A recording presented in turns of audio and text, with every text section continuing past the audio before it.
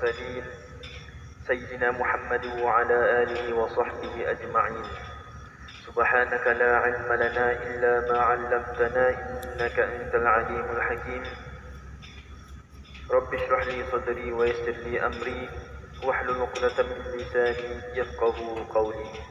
اللهم لا سهل إلا ما جعلته سهلا وأنت تجعل الحزن إذا شئت سهلا. اللهم فقهنا في الدين وعلمنا التأويل واهدنا إلى سواء السبيل. أما بعد. Alhamdulillah,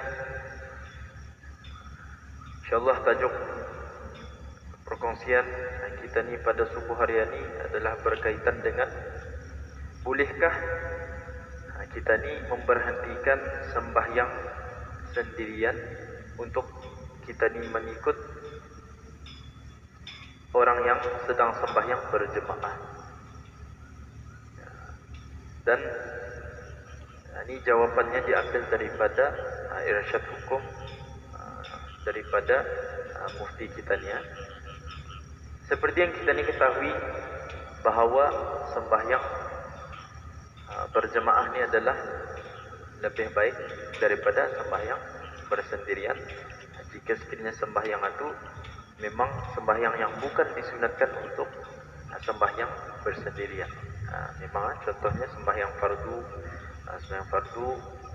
sembahyang hari raya, sembahyang 2 hari raya itu, sembahyang gerhana dan sebagainya.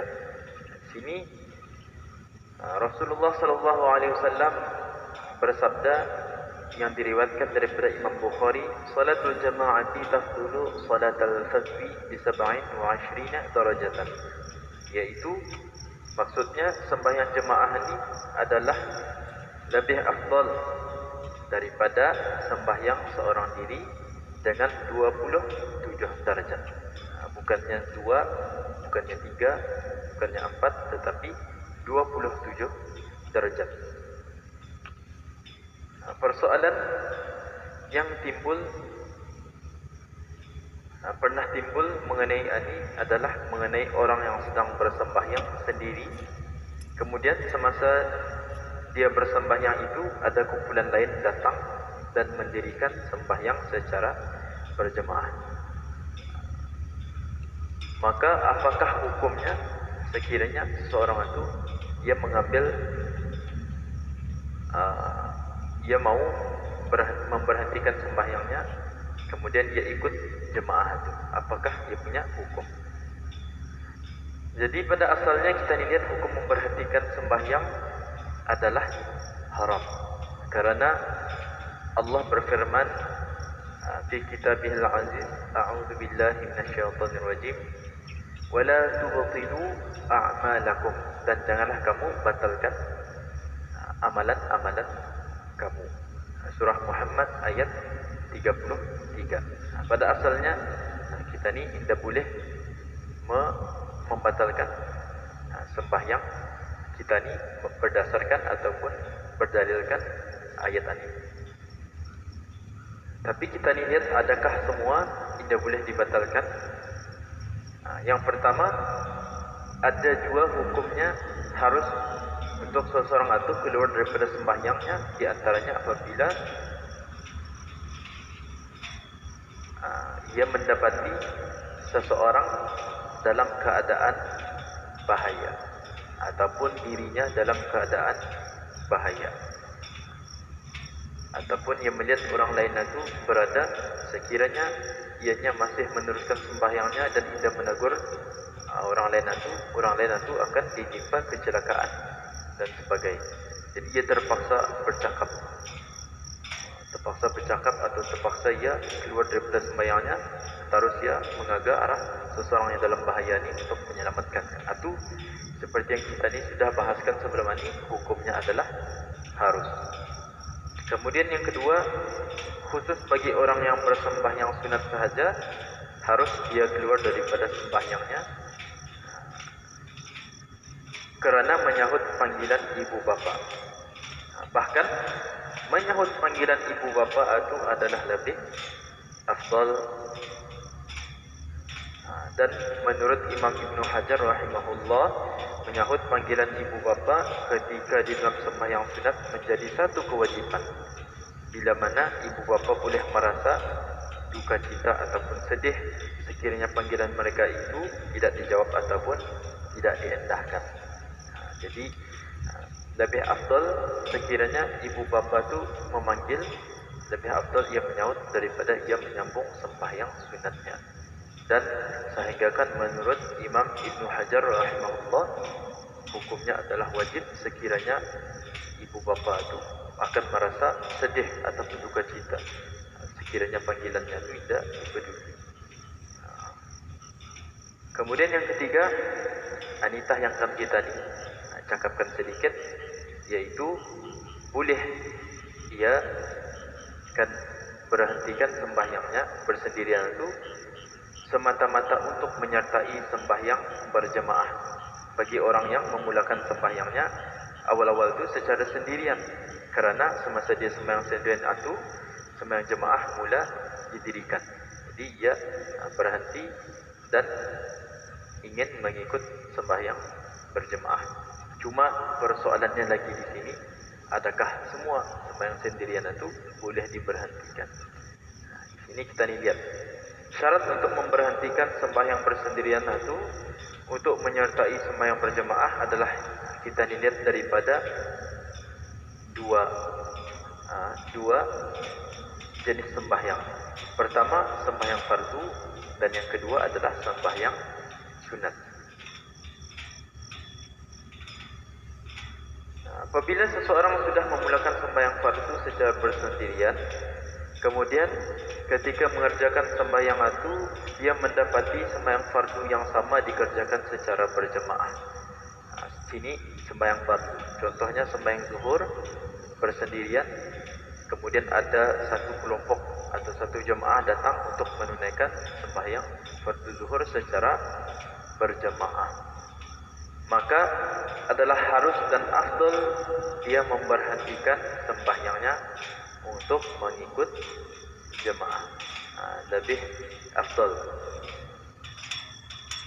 Tapi di sini ada syarat. Syaratnya adalah yang pertama, sekiranya dengan ia memberhentikan sembahyangnya itu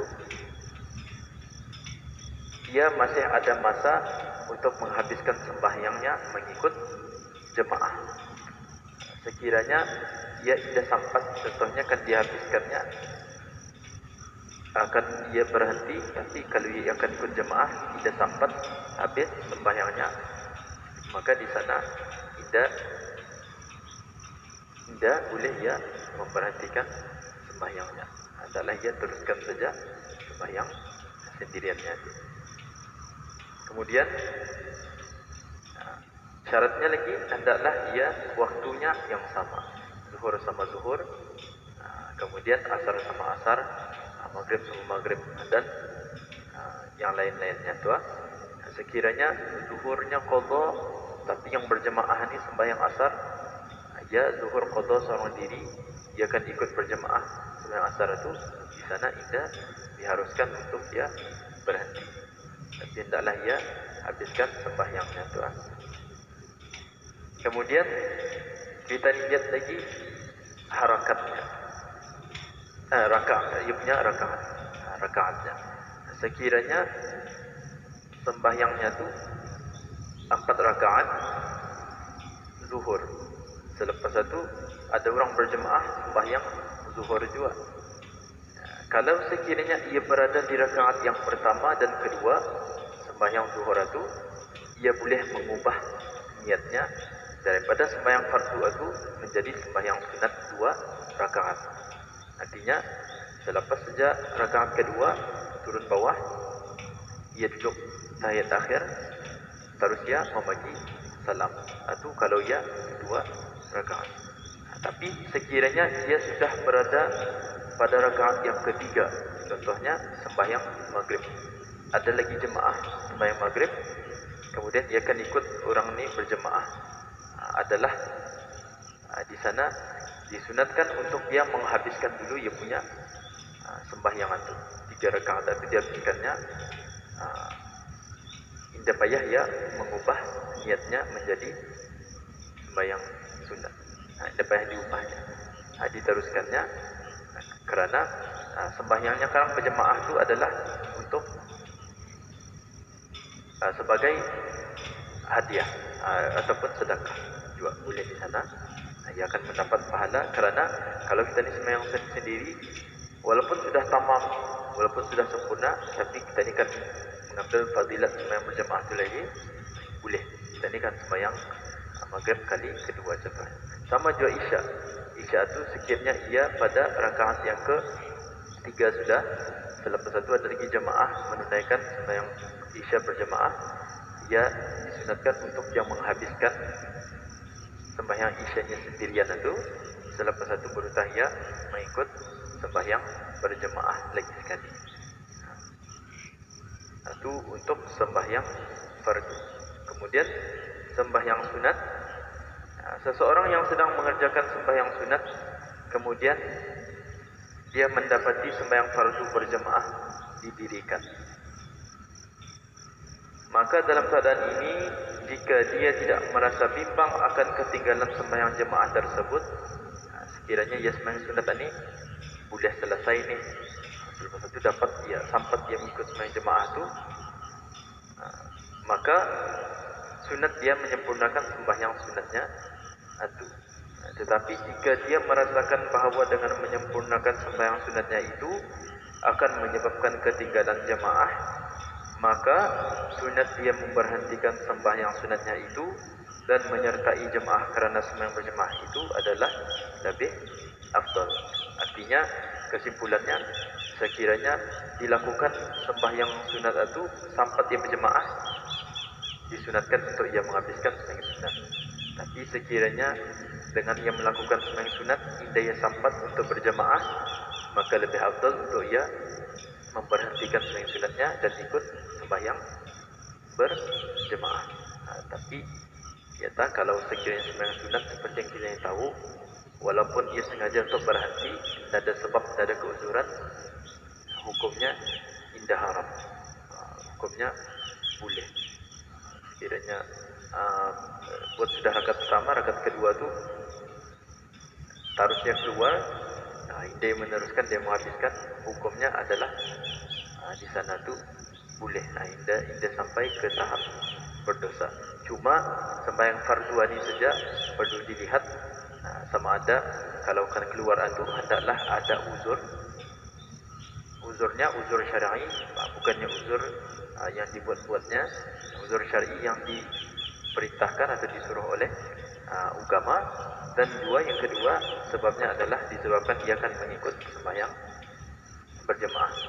Cuma di sana dilihat sekiranya rakaatnya 2 rakaat, ia boleh tukar niatnya menjadi sembahyang sunat. Tapi sekiranya kalau sekiranya ia rakaat ketiga dan 4, hendaklah ia habiskan dulu sembahyang fardunya tu, lepas tu baru ia ikut sembahyang berjemaah. Itulah yang ingin dikongsikan pada subuh hari ini. Semoga apa yang dikongsikan itu bermanfaat untuk kita ni dan tidak ia menjadi ilmu yang tidak berguna, kerana Rasulullah sallallahu alaihi wasallam pernah bersabda, "Asyaddun nasi 'adzaban yaumil qiyamati adalah 'alimun la yanfa'u Allahu bi'ilmihi." Atau kama qala, yaitu asyaddun nasi, manusia yang paling dahsyat dia punya azabnya atau balasannya yaumul qiyamah, pada hari kiamat, adalah orang yang berilmu tapi ilmunya itu tidak bermanfaat, khususnya kepada contohnya para alim ulama, para ustaz-ustaz, para imam-imam, ataupun siapa-siapa saja yang ada ilmu. Contohnya dia tahu bahawa sembahyang fardu ini adalah wajib, tapi dibagi orang-orang baiklah sembahyang 5 waktu, tapi dianya yang sudah sembahyang itu pun termasuk juga di dalam orang yang berilmu tapi ilmunya tidak bermanfaat. Semoga kita ini dijauhkan daripada ilmu-ilmu yang tidak bermanfaat, yang tidak baik, yang tidak berguna untuk kita ini. Akhirul kalam, subhanakallahumma wa bihamdik, asyhadu an la ilaha illa